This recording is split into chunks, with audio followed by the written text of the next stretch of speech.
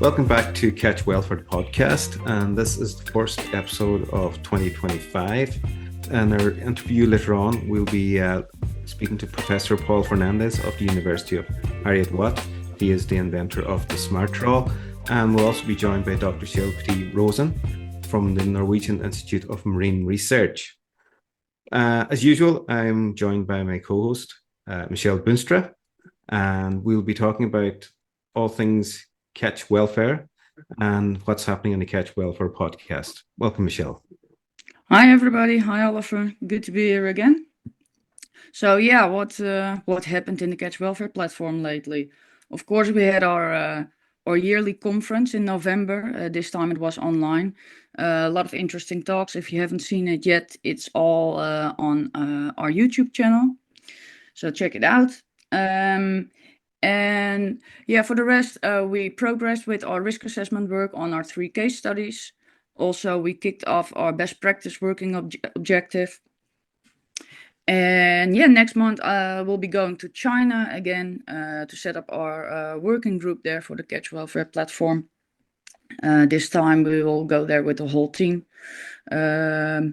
The whole team, Hans van der Vis, Mike Breen and me, of course, guided by Lu Chen and accompanied by some other fish welfare researchers. So really looking forward to that, to meet the Chinese industry and the Chinese academia there. And we joined Blue Sky. So if you're on Blue Sky, please follow us there. And I think that's about it. Enough work to do for the rest of the year. Yes, it's been a busy spell since the conference over Christmas and into the new year, and there's been a lot of good work done. But today in our podcast, we'll be looking at an alternative aspect of catch welfare, and this is the catching process, and not so much the catching process itself, but the survivability of fish that has escaped. And one of the devices that is allowing this to happen is the Smartrawl. So what we'll do is we will join Professor Fernandes and Dr. Rosen, and we'll have a discussion with them about the aspects of the system.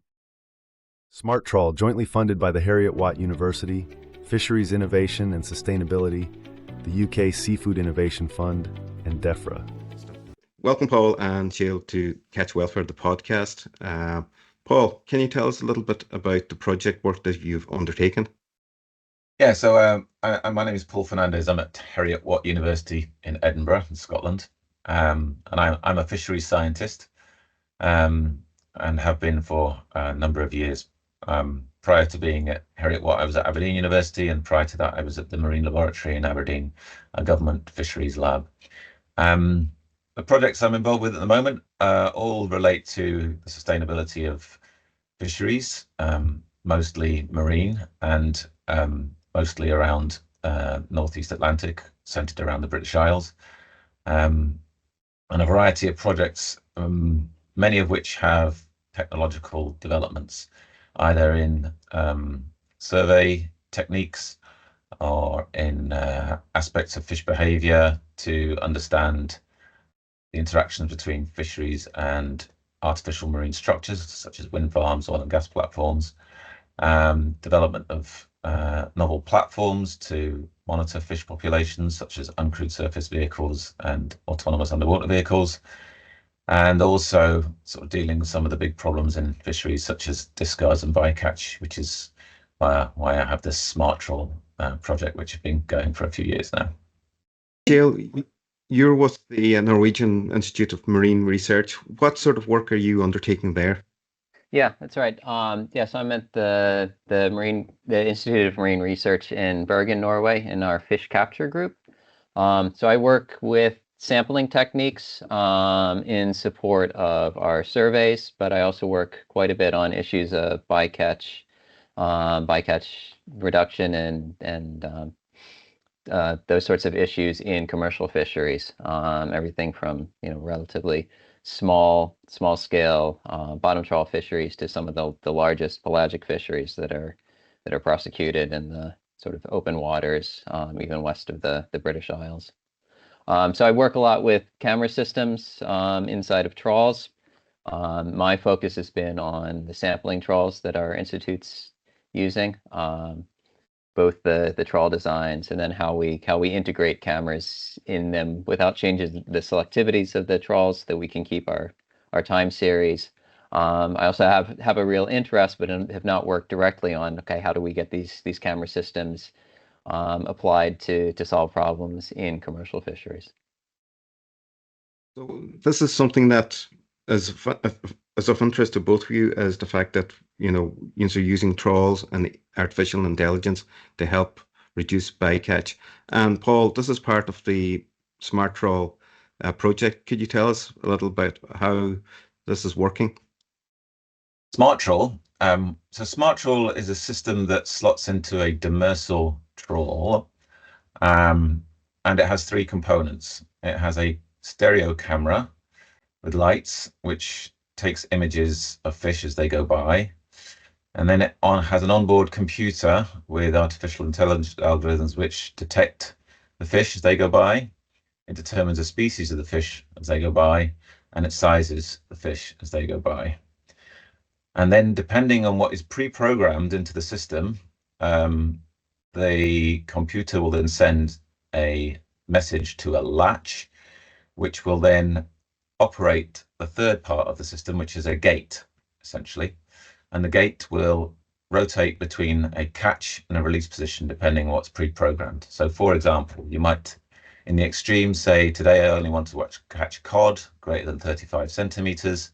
So you would program the system to only catch cod. The fish would go by. If it was anything but a cod, it would send a message for the gate to be in the release position, and the fish would pass through the net and out into the open, completely unharmed, back to the environment where it was. If it was a cod, the system would trigger the latch to operate the gate into the catch position, and the cod would pass into the cod end and be caught. And then the system goes and monitors what comes next and acts accordingly. And that's the theory.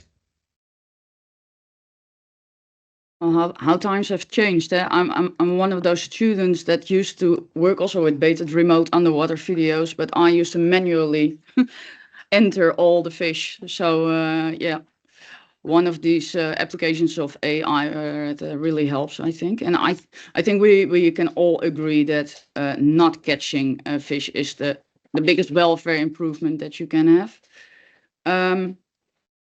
So the I can imagine the goal of the Smartrawl is selectivity. Is that right?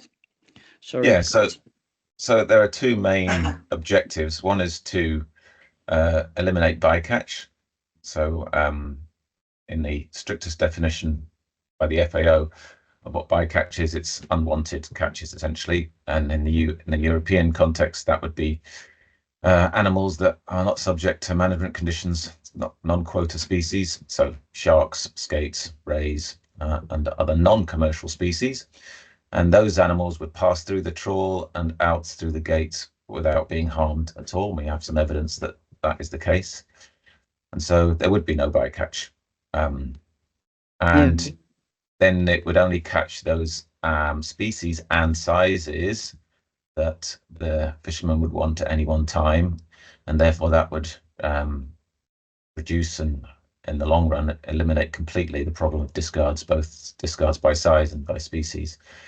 And that would mean that what is only caught is what is wanted. So there'd be less fish in the cod end, and therefore the welfare of those fish that are caught would be improved as well. Yeah, and obviously for the animals that are released that don't have to go through the whole hauling phase, will do much better and most likely have a much better survival chance when they're released underwater. Is there any testing involved for the survival chances of the discards or on the planning? So I wouldn't refer to them as discards because they pass through the net and are released. So I guess you could call them discarded, but that's a very that would normally term. That would normally be the discard. Normally be discarded. Yeah. So the released fish. So you make a good point. are the fish harmed by passing through the trawl and through the gate and outwards? So one of the design features of our gate is it has conical sections, and those conical sections deflect the water outwards through two openings to the side.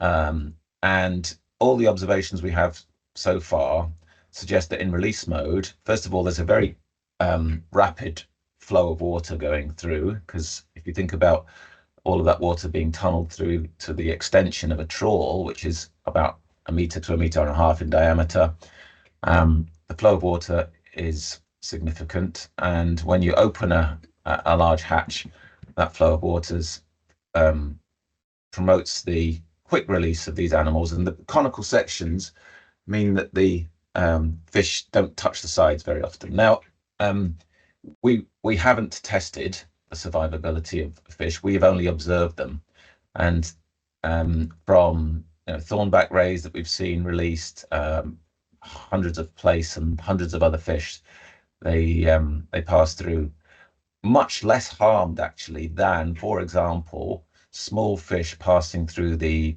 cod end mesh sizes. We know that in Europe, at least, there are mesh size regulations. In whitefish fisheries, it's about 120 millimeters or greater, and then in prawn fisheries, it's 70 to 90, or depending on where you are. And we can see from the video images actually that the fish pass through those larger meshes in the cod end, but sometimes the sizes are such that they're wriggling through, so they're affected by the contact with the rope and the meshes. Whereas through our system, because it's a large rectangular opening, they just fly through them. So Yeah. our assumption is that their welfare is good and that they are high survivability.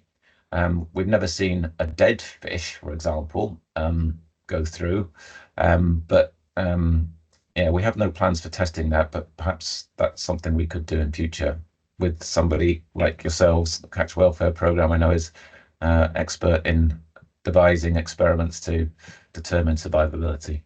Yeah, maybe sometimes it doesn't take a scientist to see that it is a welfare improvement, which is the case, I think, here, if you stay in the water and are released at the depth that you're swimming at. I have a feeling that the experimental process of determining survivability will probably be more harmful than just an observation. That might well be a good point, yeah.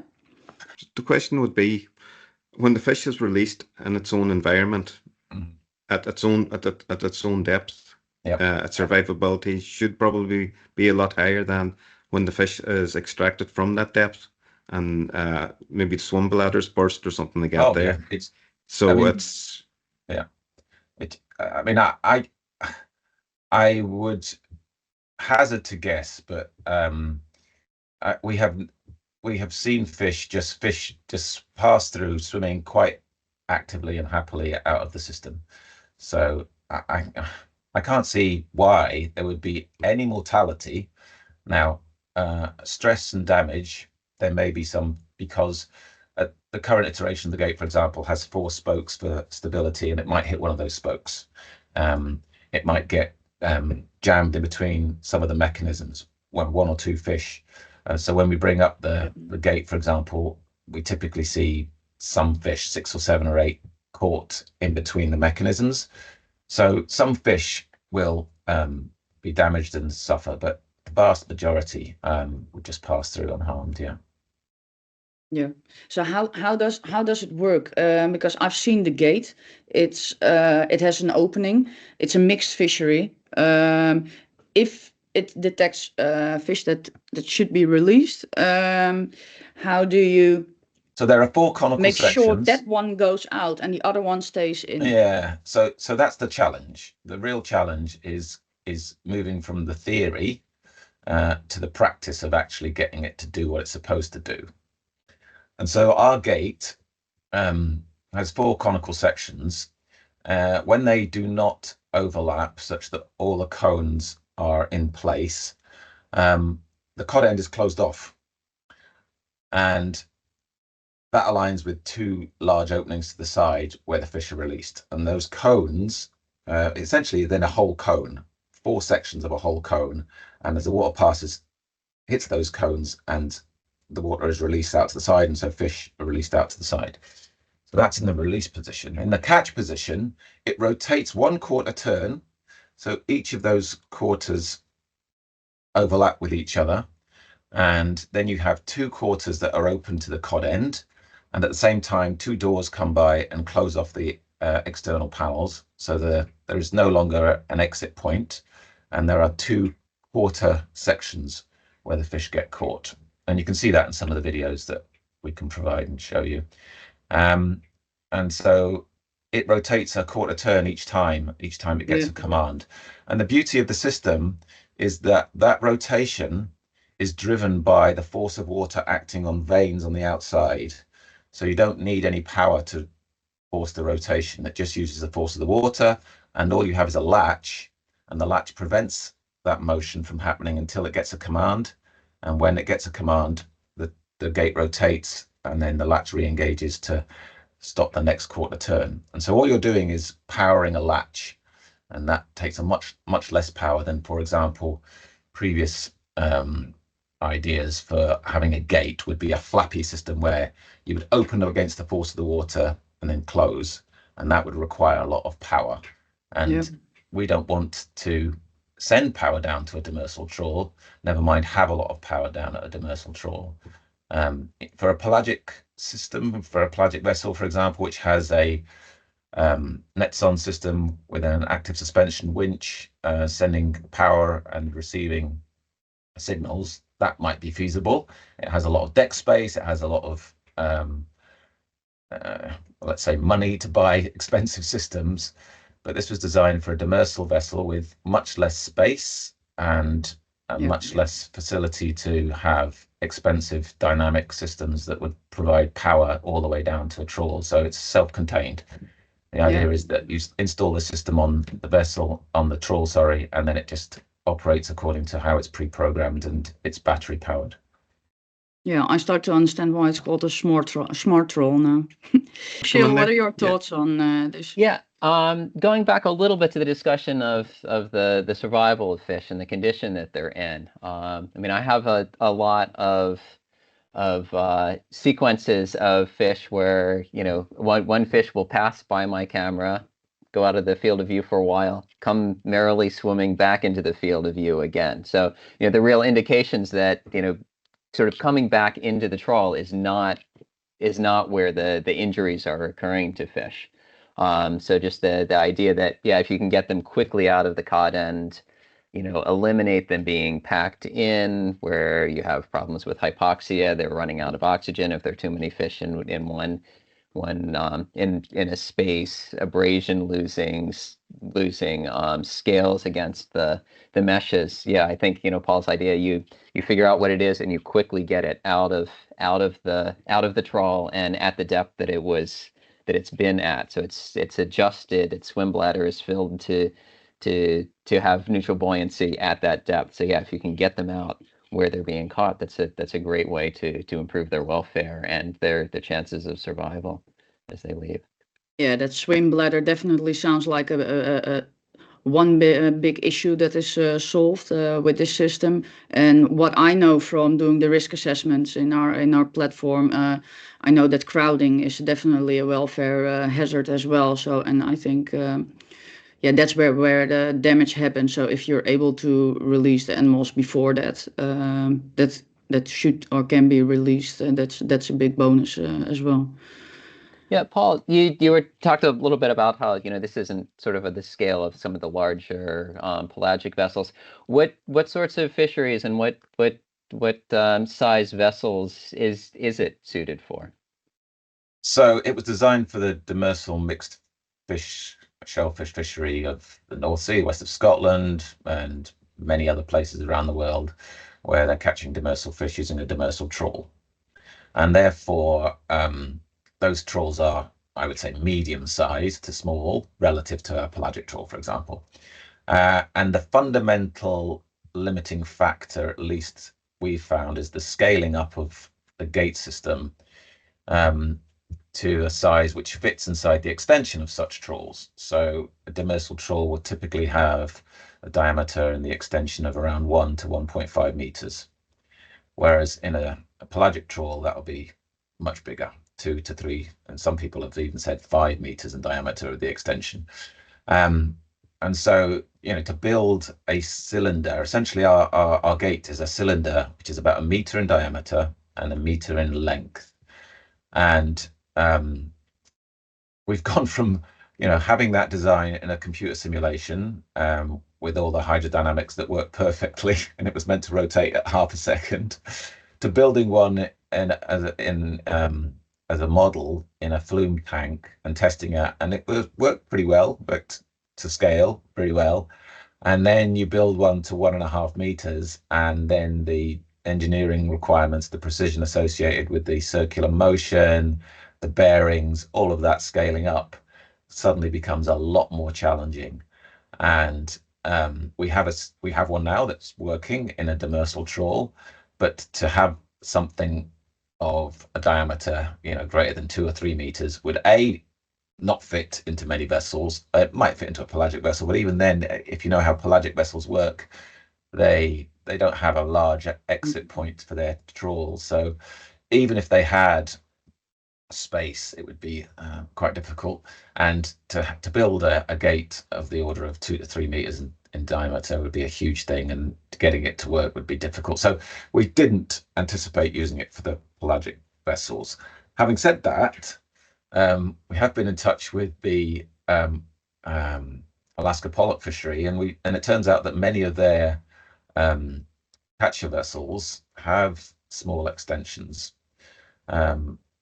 We think about 150 vessels have extensions between 1 and 1.5 meters, and they're very interested with the idea because they've got a pretty simple problem from our point of view, in that they only have to get rid of a salmon occasionally, but if they catch a salmon, it's a big problem for them. So that, if we could detect salmon and release them each time, then that would work well. But it's still unknown in terms of how big the system would need to be, and it's not quite designed for that. But it was designed for demersal mixed fisheries of Europe and other places. That's the main fishery it's designed for. Having said that, we're also thinking about designing it for beam trawls. But that presents other difficulties, which we can touch upon if you want.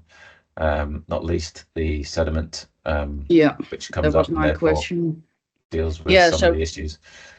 It's now on twin rig vessels, or so we've not operated on a twin rig yet. We have a twin rig vessel that is very sympathetic and very enthusiastic to use it, so we're aiming to do that in March, but at the moment it's been tested on single rig demersal trawlers.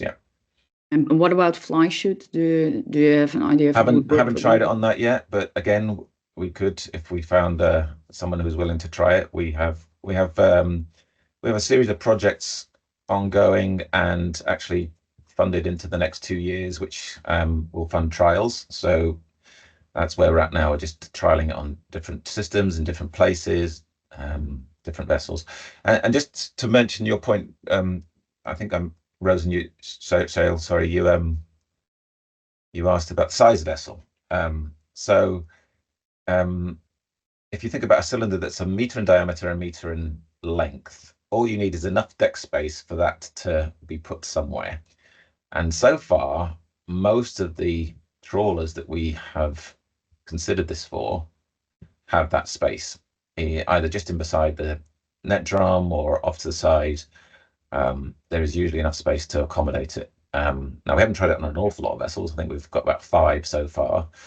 But the system that the vessel it's at the moment in Shetland doing trials in the Atlantia, which is a very small mixed fishery research vessel, but essentially it's a fishing vessel, and it's got a limited deck space, and it just about fits snugly just in between the aft deck and the on the aft deck, just behind the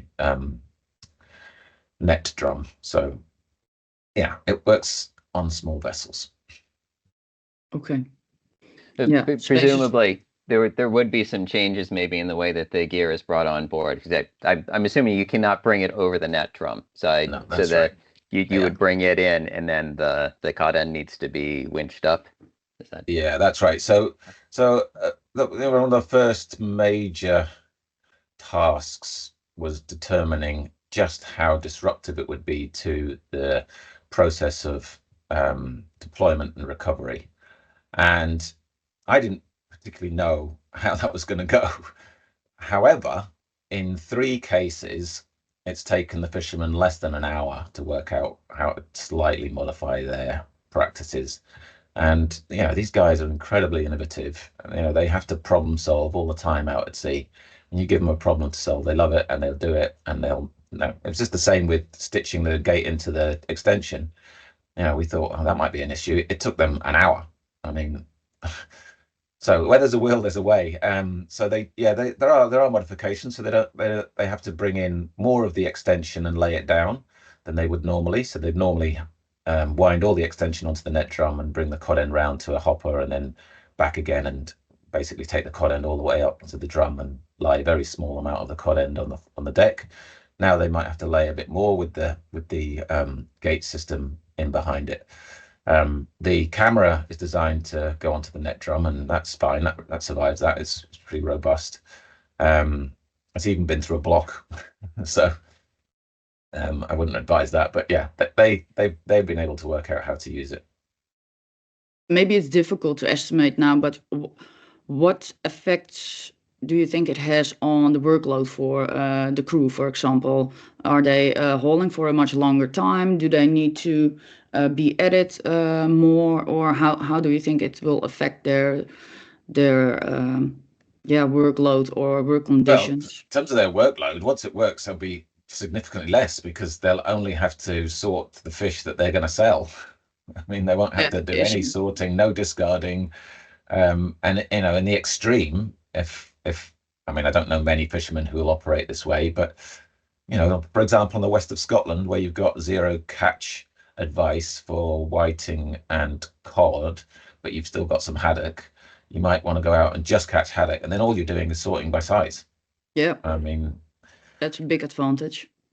So the crew would have much less to do. They would have, I guess, to determine a safe operating procedure to deploy is easy and safe, because you just have to throw something in the water, right? Recovery of a large device that weighs around, the gate weighs around 30 kilos, the camera weighs around 20. You'd need to be a bit more careful, but I mean, it's nothing compared to a door, for example, in terms of safety. So if they can handle a couple of doors that weigh tons, they can certainly deal with the 30-kilogram gate system eventually, but they would have to learn how to use that safely, and that would require a small change to their operating procedures. But once that's done, then I think it would make their life easier. Yeah, that's true. Another advantage. I know it mainly affects animals that are released underwater, so they do not become discards in that way. But what do you guys expect it to do for the catch, the animals that are retained? Is there maybe an advantage for that as well, in terms of welfare and quality that is related? I'm no expert, so you'd have to ask Shale or Mike or yourself to consider that. But there will be less animals in the cod end, and in particular, the kind of animals that would cause abrasion and stress to the fish that are wanted. So, for example, starfish, sea urchins, crabs, anything that would cause significant harm. You're still going to get the same problem of decompression. Unless and you guys will know how to deal with that better than I will. But that's not going to change. No. You need to get them out of the water at some point. Yeah. Yeah. Shale, what are your thoughts on this? Yeah, I mean, I think Paul's point of if you can eliminate some of the shellfish that basically things with spines you don't want in with your catch. So a question kind of related to that, do you envision the system like normally being in a release everything position, and then it says, oh, here's a fish that I want, and go to a catch, or do you do it the other way? Because you can run into real issues, if you're allowing for a 4-second kind of time for the fish to come to the gate, and then maybe the Yeah. fish that you don't want comes in that intervening Well, time. so depends on you ask. You talk to fishermen, the default will be a catch, and you release the don't want. You talk to a conservationist, the default will be a release, and you only catch what you want. Yeah, So exactly. I suspect the answer will essentially be, I mean, if the system works perfectly, it doesn't matter, right? But it's not going to work perfectly initially. And I suspect, given where we are, you would probably have incremental steps and start with the thing catching effectively. So you put it into catch mode and release things that you don't want. Yeah. And what would be a reason for them to release well, less workload if there's a lot of things that they don't want and need to sort otherwise? Is there other reasons? Well, I mean, this is a big philosophical question, right? Because if they're operating in a system which has, for example, a very sensitive bycatch species, I mean, let's take, for example, the Alaska pollock fishery, right, where they really are going to be in trouble. The fishery will be closed once they reach that quota of so many salmon being caught. Then you might have a very conservative approach to releasing salmon in the system, and you might therefore prioritize the release of salmon rather than the catch of pollock. And the same would go for if in Europe you had a fishery, which this doesn't exist right now, but if you had a fishery in Europe that had a bycatch of a particular species, that meant that the fishery would be closed for it or subjected to some pressure from an NGO or from a retailer. I mean, that situation doesn't exist as far as I know. I mean, Bay of Biscay dolphins potentially is an issue right now. Certain sharks, skates, ray species and places. But yeah, it's those kind of examples where you might start thinking about prioritizing release over catch. But in the long run, if this system works effectively and it can be shown to reduce bycatch of certain sensitive species, you might find retailers and or even governments are stipulating that you should use it to benefit those organisms. Yep, it could be a mandatory or requested by a certification scheme or things like that. I could also imagine, but maybe this is a little bit far-fetched, if you can prove that you release vulnerable species underwater, that you might have access to maybe areas where otherwise you would not be allowed to catch. Or is that, that's maybe a little bit far-fetched, but I can imagine something like that. Not at all. It's really relevant. So, for example, if you have an MPA, as we do at the moment in the west of Scotland for flapper skate, and it excludes fishermen from that. And if you have a system that is proven to release flapper skate completely unharmed into the wild, then why would you need an MPA? Well, you could still have that MPA to protect flapper skate. Bottom impacts, But if you can show that your system doesn't harm them, then why couldn't you get a derogation for your gear? And the same might be for any other species of concern that is released. Yeah. So because you work with AI and cameras, so you can also deliver that proof. I think if it comes to that point, you have that ability to really prove that you're doing this in this way. Yeah, sure. One question I have, Paul. If you're in a bottom trawl, a demersal trawl, you also occasionally get stones. Have you had any issues with a rock trying to come through your system? And have you thought about? No, you're absolutely right. You do get stones, and we've had plenty of people tell us about large stones, really big stones going through the system and wrecking their gear altogether. We haven't seen any stones actually. So have you thought of combining this once it's established and finished? Could it be combined with other innovations? I'm thinking of the FLOMO system of precision seafood harvesting, for example.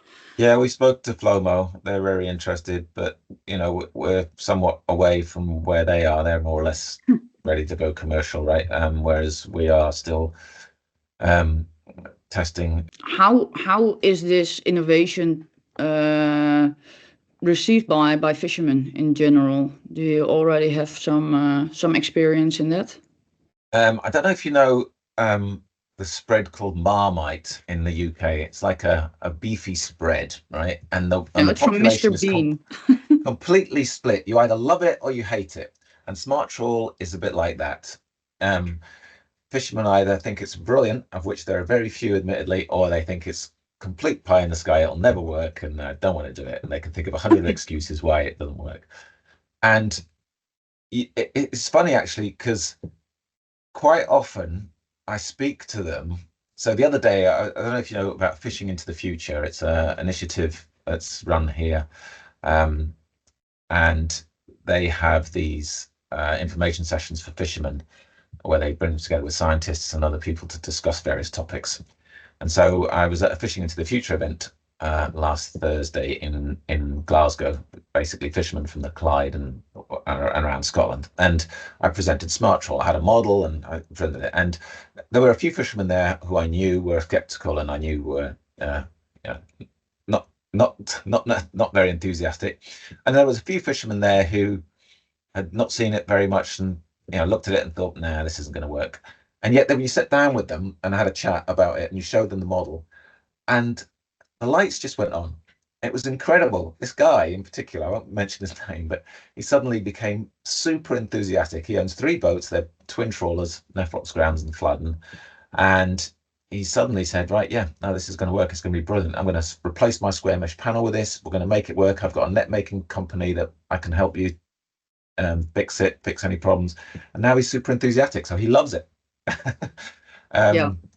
Now, we have to temper that with the status that the system's in. Of course, we have to demonstrate that it is effective, which we haven't been able to do just yet. It's very much in this TRL stage 5. So I suspect once we have results that show it's effective, and we still have to get there, then more people will be enthusiastic. But generally, people either like it or they love it or they hate it. So that's where we are. Yeah, you always have this certain group of progressive fishermen that are more open to innovation than others. That's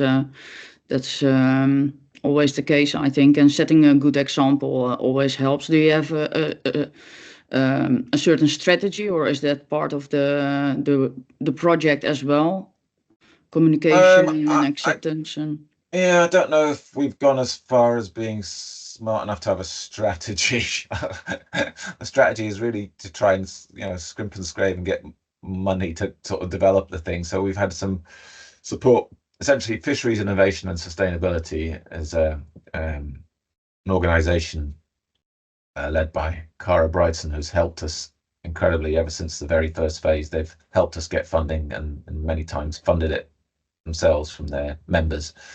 And so our strategy has been really just to try and get funds to develop it, and it's always been drip fed, occasionally one project after another where we've incrementally improved it.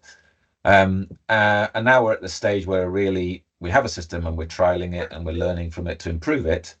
And so it's a matter of getting it out there on a number of vessels and then trying to find essentially some funds to improve the engineering side of the gate construction in particular, and just making it effective and then demonstrating that effectiveness. So yeah, it's going to be really interesting when we take out on that twin trawl, because the twin trawl sort of setup is ideal. Have one side, one trawl with the system and the other one without it, and we'll compare the catches. So that's going to be really interesting. Yeah, so in this phase, it's not so relevant yet, but maybe it will become more of an issue later, I can imagine. Because I imagine you don't develop a system for it not to be implemented by fishermen. Exactly, yeah. What's the reaction been within the regulatory community? I picked up on you saying this fisherman was very interested. Oh, I can get rid of my square mesh panel and use this. Yeah, well, I mean, that's, I think I said a throwaway statement, but actually has significance. You're right. It's the authorities are keen. Let's say that they recognise the problem, and they recognise that there isn't many solutions to it. So they've been very supportive, right? So our latest round of funding for the trials is funded by the Scottish Government through the Marine Fund Scotland. So they're keen to see it, and they have promoted it, and they'd like it to work. Now, what happens to it in terms of regulation remains to be seen. I suspect that they'll be very conservative about introducing it, such that they won't allow square mesh panels to be removed. But ultimately, if it worked, then why would you need a square mesh panel, right? I mean, this is the point. I mean, they're selective devices that work to a fashion, but not very effectively for species. So if this works, and that's a big if, right? We're still at the stage where we need to prove the system to be effective. Then yes, it could do away with some of the existing regulations, and it might even be a regulation itself. Who knows?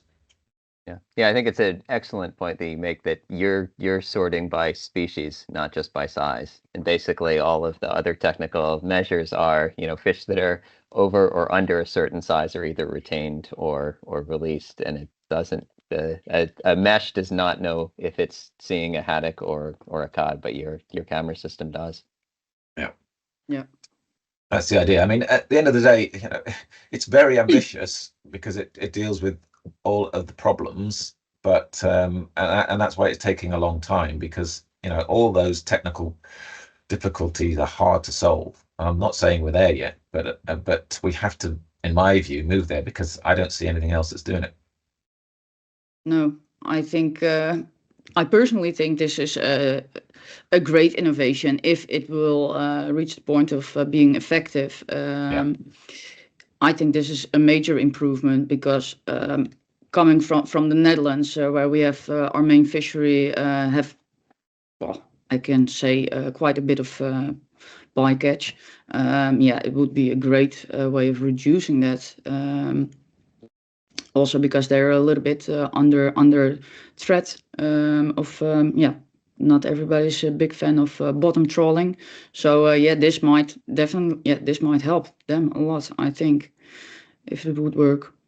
Yeah, it's a two-way street, because if you eliminate the bycatch, you're also eliminating choke species. Yes. And that's where fishermen are getting really stung at the moment. As they're losing fishing days, because they're afraid to go out in case to catch the wrong species. And definitely it'll be a great invention when it gets there. Yeah, I think this choke species would be the main incentive for fishermen to use this, or not. Yeah, that's right. I mean, this all came from this started because I was working in discards in late 2000s, right? And I actually wrote a paper which documented the whole problem, and it tells you why we have the discard problem, but it was buried in a very technical kind of how to estimate discards and what the reasons are. So not many people read it, but I can send you that paper and you can see what you think. But ever since then, I've been looking for solutions, and I spent 5 or 6 years thinking about what they could be. And actually it was Shale's colleagues back in the Alaska Fisheries Science Center, which had a system called trawl, which is essentially the camera in the extension. And their group, Chris Wilson and others, Kresimir Williams and Rick Towler, had this system. And I thought, well, if you could just pair that with a system that selected and actually sorted the fish, then we would have a solution. And 15 years down the line, I'm still trying. I think it's worth it, but I can imagine it's quite a journey. Yeah, it's tough. If I had a lot of money, I could have done it quicker, but if people don't want to put a lot of money into risky business. Yeah, that's always the limiting factor, isn't it? If you had a lot of money, you may have never thought of doing it. Yeah, maybe. I don't know. You could spend it other ways. It'd be quite a cool problem to solve, to be honest. So is it a UK party only at this moment, or is it open for other fishermen to join? Yeah, no. I mean, it's been funded by UK organisations. Originally, it was funded by Scottish organisations. In fact, Shale was on the original project, phase one, where we had this sort of concept as a desk study. And so it started in Scotland to deal with a Scottish problem, but obviously we knew that problem was much broader than that. Fisheries Innovation and Sustainability is now a UK organisation, and we are speaking to other people around the world about it, less in detail, but more in concept. So, like I say, the people from Alaska and the pollock fishery are kind of keeping an eye on it. We've had some interest from some Dutch beam trawlers. Shale, interestingly, had a chat with somebody who's looking at a Norwegian company who's got problems catching redfish in the Erminga Sea. People from the Bay of Biscay talked to us very briefly about the dolphin problem, but I don't think it's relevant for them because of their pelagic trawling. That's the problem there. But yeah, it's a global problem, and there's no reason why it can't work in other global demersal trawl fisheries. No. Yeah, I'm thinking how if you really take it further, it could be applied to completely different types of fishery, like spot fishing at depth, but there will be a completely different dynamic, of course.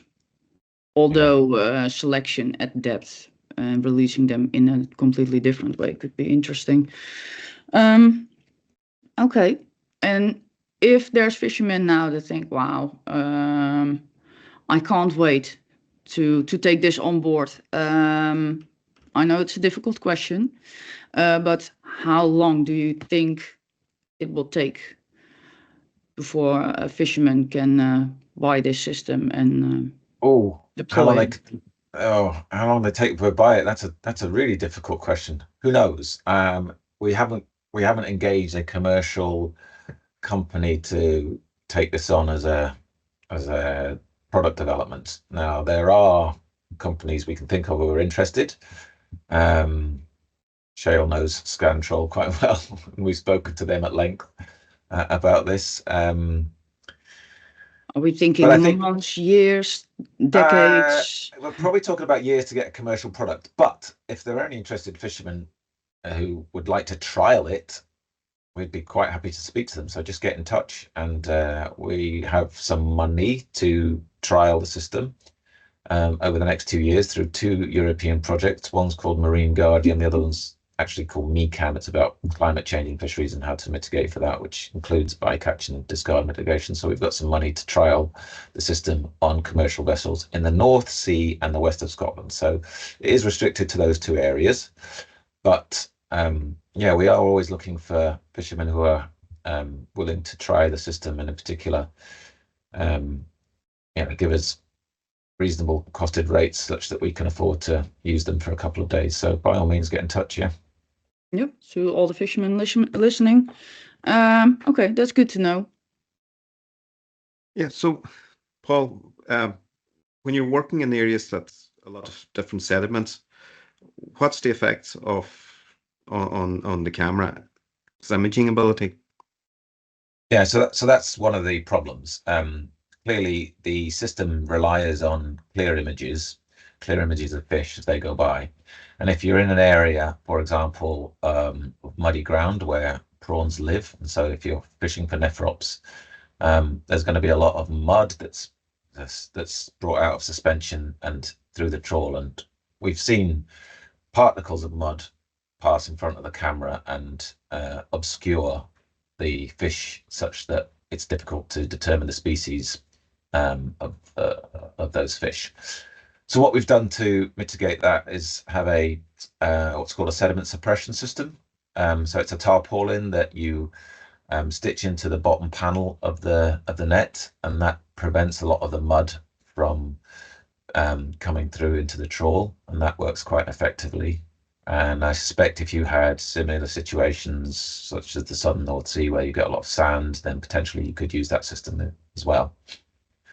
So that's certainly a problem for which there are potential solutions.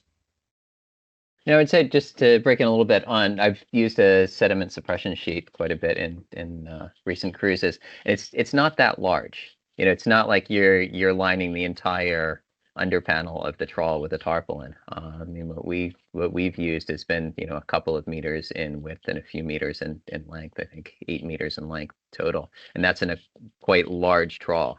I'm assuming probably a larger trawl than what's used in the fisheries that you've been in, Paul. So I don't want to scare people off to think that suddenly we're proposing that you would have to replace the meshes with some sort of a tight under panel in the trawl.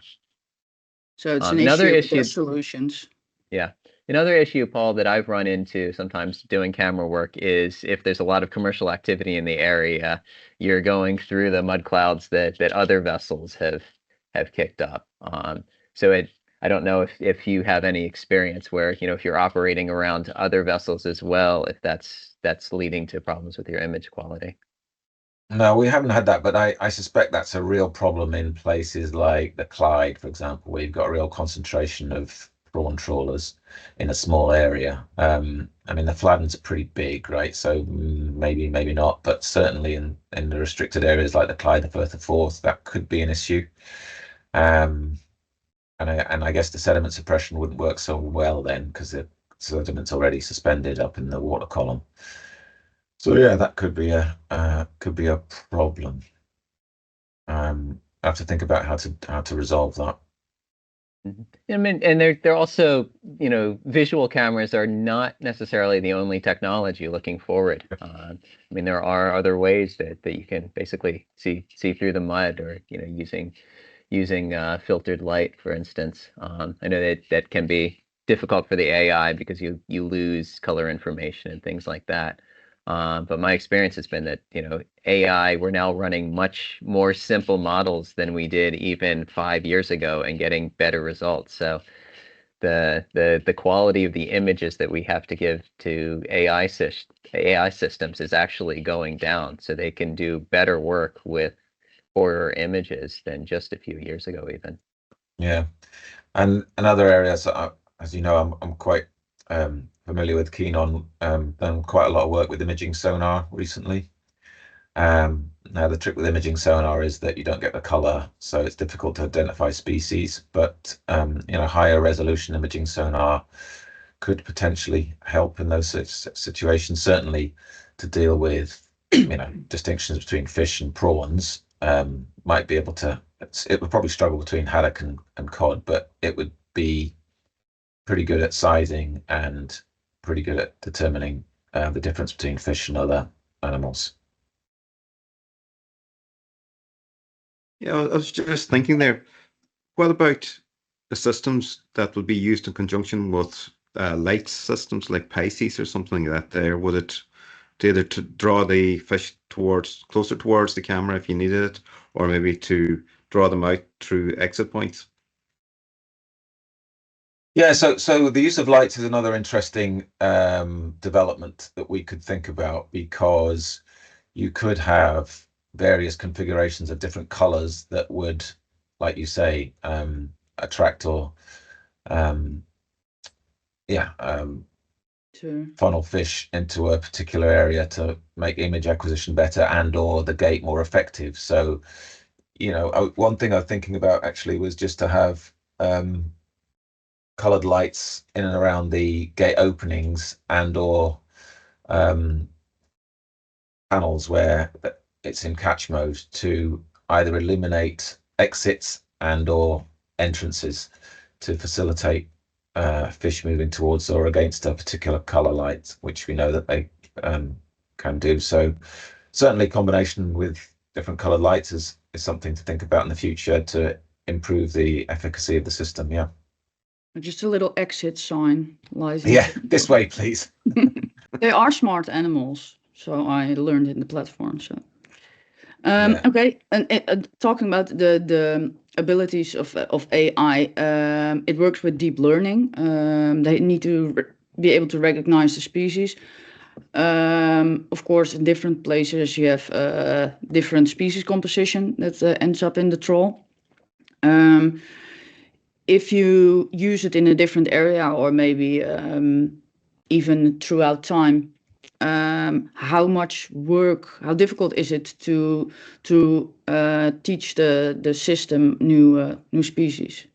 Yeah, so I mean that's not trivial, right? I mean, deep learning, for all its sophistication, still needs a significant training set, and that training set not only needs to be acquired, so you need to get a lot of images of the species that you want to detect and determine the species of, but it also then needs to be outline labeled, which is a human endeavor for the time being. Although, yeah, there are some models increasingly which can do a better job without too much labeling. But the model we have is a CNN, a convolutional neural network, quite a sophisticated one developed by Daewei Yi at the University of Aberdeen. It has been trained on 7 species, and therefore it won't detect any of the other species. It will detect them as objects, but it will make the mistake of calling them one of the ones that it has with low probability. And so you're right, if you move to a new area, or if you move to a different species composition, you would have to acquire the images to train the algorithm to determine those species. And I would say you would need a few hundred images now, if not low thousands, but probably a few hundred images to be able to get a reasonable algorithm going. So still enough to do for students, like I used to do. Oh yeah, yeah. So I've had many a master's and undergraduate student go through thousands of images, and some of them just didn't even hack it. So I've had quite a few failed students who just couldn't cope with going through like 1,000 images a day. But yeah, some of the more dedicated ones did, and yeah, they went through, like Sean Flynn, bless his soul, went through 78,000 images. Wow. Yeah. When I was in my internship, it appeared that I was seasick more than I thought. So then I was sent to the room where I had to do the entering the fish for the baited remote videos, which was better than being seasick. Yeah. One thing though to that point, Paul, is that you really, depending on how you use the system, if you use it in a normally open configuration, you only need to train it for the fish that you want. Yeah, that's right. Right. You don't need to train it for everything that's out there. The rare species, that's right. Yeah. So if it doesn't know what they are, as long as it doesn't mistake them for the species that you want to keep. Yeah, but that's usually what happens. So what we do is we set the system for the species, the size we want, and the probability of detecting the species we want. And so we set that to be like 80% at the moment, for example. And so if it detects a species with lower probability, it'll just not catch it. So for example, so that's how we would work it. So if, for example, something exotic comes along, I don't know, like a thornback ray or a flapper skate, let's say, it'll think it's a cod, but it's like with 20% probability. And so it'll we program that not to be caught. Yeah. So you're absolutely right. And any animal above a meter, I would say. That's another one, yeah. So that's the nice thing about the system, right? Especially for people who advocate the BOF hypothesis, the big old fat pecan females. You not only select for the small ones to be out, but if you wanted a strategy whereby you wanted the big, large cod to remain in the population to spawn, you would select by size. And quite often fishermen can't find a market for massive fish, right? So anything over a meter you could let go as well, and then that would really help the population in terms of the spawning, because not only are these adults bigger, they have more spawning products, but there's a lot of evidence to suggest that they have experience to go back to the spawning grounds and be more successful in the terms of their reproductive potential. So that BOF hypothesis could sort of come into play here. Yeah, and you could even change that throughout the season, maybe. Yep. Well, also, the larger the fish, the less taste it has, and especially a large fish like a cod or a huge halibut or something like that. They're full of worms and everything else, so they're not actually quality meat. So it's better to let them go and for them to continue the population rather than to to butcher them for fish meat. Yeah. Like, you know, there's no quality to it. All right. That's No, my good experience anyway. Good Yeah. to know. Yeah. So Okay. I think it's been really interesting, and I personally really hope that you will get to a point where it can be implemented, because I think it's a major improvement, both for the welfare of animals that would otherwise be discards, for a safe release, and of course also for sustainability reasons, because they can continue to replicate and add to the stock. So yeah, I wish you a lot of luck with with your Thank you. journey. And yeah, I would like to thank you both for being here, and good luck at sea in the coming period. Yeah, great. Yes. Well, thanks for the opportunity to speak to you all. Yeah, thanks Good to for see a you. great Yes, thank you. conversation, everyone.